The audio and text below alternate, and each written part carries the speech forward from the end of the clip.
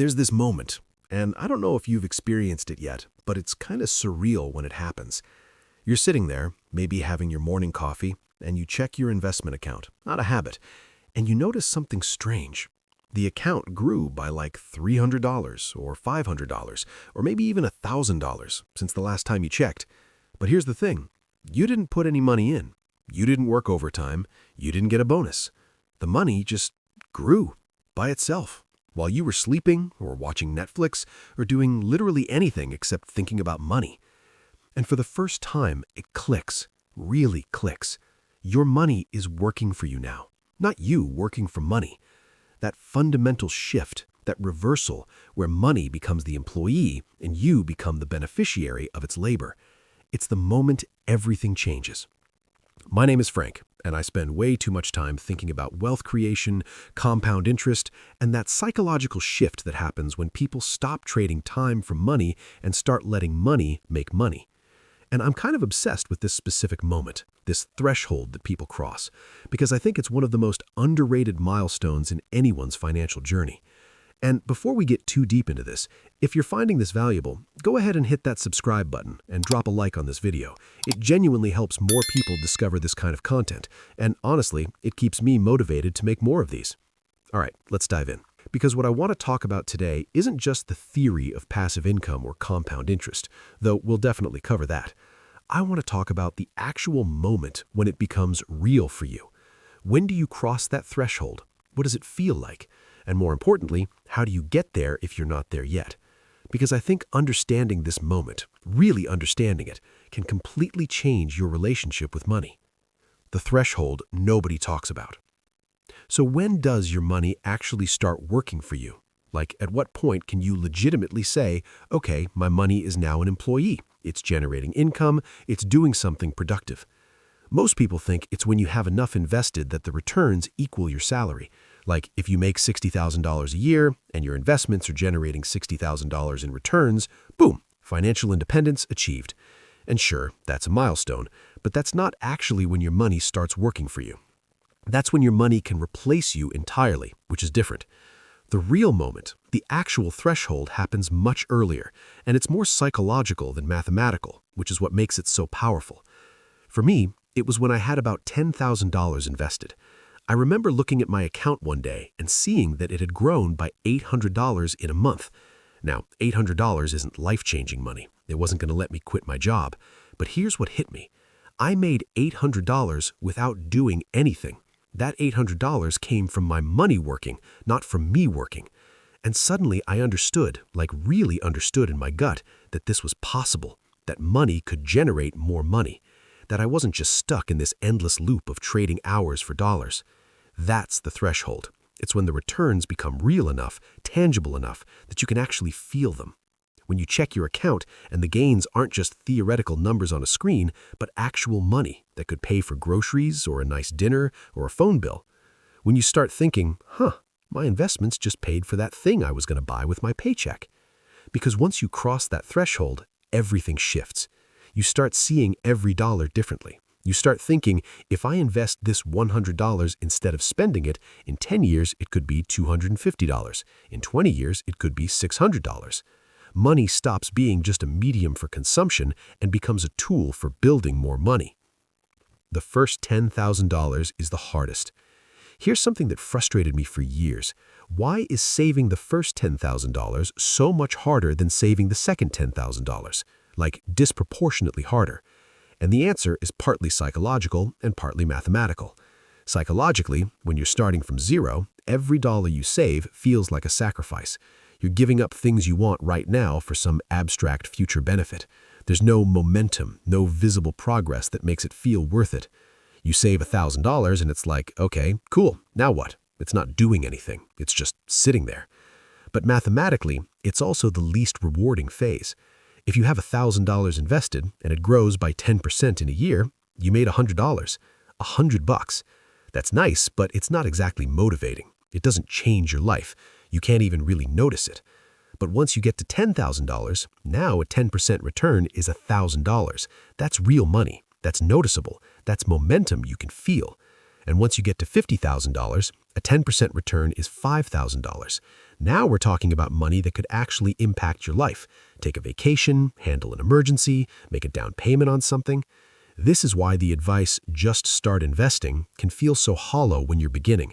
Like, yeah, I'm investing $50 a month, great. In a year, I'll have $600, and if I'm lucky, it'll grow to $650. Wow, life-changing.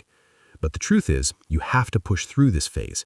You have to get to that first $10,000, and then to $25,000, and then to $50,000, because that's when the math starts working in your favor in a way you can actually feel. I remember when my investments hit $50,000, and I realized that if the market had a good year, I could make $5,000 or $6,000 just from returns. That was more than I was contributing from my paycheck. My money was working harder than I was, at least in the investment account.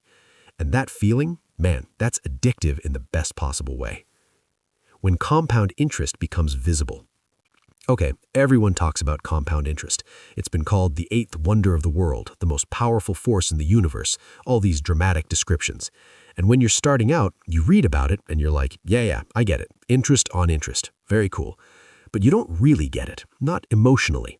Because compound interest in the early years is basically invisible. You invest $5,000, it grows by 10%, you have $5,500. That extra $50 from compounding, that's barely noticeable. It's a rounding error. But there's this inflection point, usually somewhere around year 7 to 10 of consistent investing, where compound interest stops being invisible and starts being the main character in your wealth-building story. Let's say you've been investing $500 a month for 10 years at 8% return. You've put in $60,000 of your own money, but your account isn't $60,000. It's about $92,000. That extra $32,000, that's compound interest. That's money that came from nowhere except time and patience. And now, in year 11, here's what happens. You contribute your $6,000 for the year, but your account grows by $7,360 just from returns. The market is now contributing more to your wealth than you are. Your money is working harder than you're working, at least in terms of building this specific pot of wealth. That's the moment. That's when compound interest becomes visible, tangible, real. That's when you check your account and the gains aren't just theoretical numbers on a screen, but actual money that could pay for groceries or a nice dinner or a phone bill. When you start thinking, my investments just paid for that thing I was going to buy with my paycheck. Because once you cross that threshold, everything shifts. You start seeing every dollar differently. You start thinking, if I invest this $100 instead of spending it, in 10 years it could be $250. In 20 years it could be $600.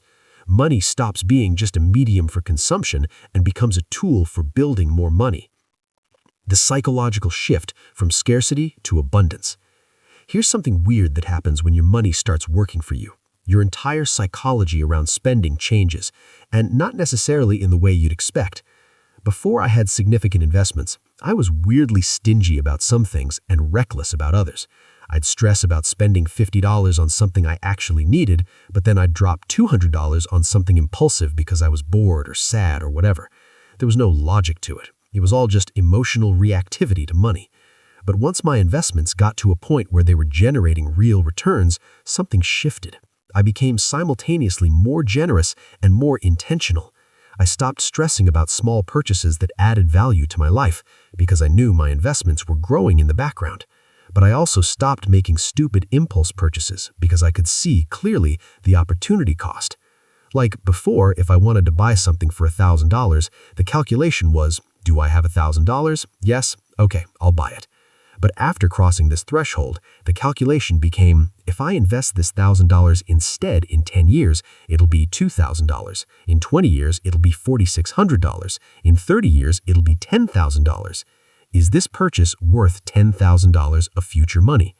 Sometimes the answer was yes. I'm not saying you should never spend money, but most of the time, when you frame it that way, the answer is no. Most purchases aren't worth their future value. And this is the shift from scarcity to abundance. When you're living paycheck to paycheck, every purchase feels scarce, limited, precious, which paradoxically makes you spend more recklessly because you feel like you deserve treats. But when your money is working for you, when you can see it growing, you start operating from abundance. You're less reactive, more strategic, more at peace with your financial decisions. The freedom that starts small. Let's talk about freedom for a second, because I think this is the ultimate reason why getting your money to work for you matters. When I had $0 invested, I had no freedom. I was completely dependent on my paycheck. If I lost my job, I'd be in crisis within a month, maybe 2 if I was lucky. Every financial decision was made from a place of fear and necessity. When I had $10,000 invested, I had a tiny bit of freedom. Not much, but enough to breathe a little easier. If my car broke down, I could handle it without going into debt. If I lost my job, I could survive for a few months while finding something new. It wasn't much, but it was something. When I had $50,000 invested, I had real freedom starting to emerge. I could quit a job I hated without having another one lined up, as long as I was smart about my spending. I could take a risk on a career move that might not work out. I could help a family member who was struggling. The money gave me options. And that's really what your money working for you means at a practical level. It means options.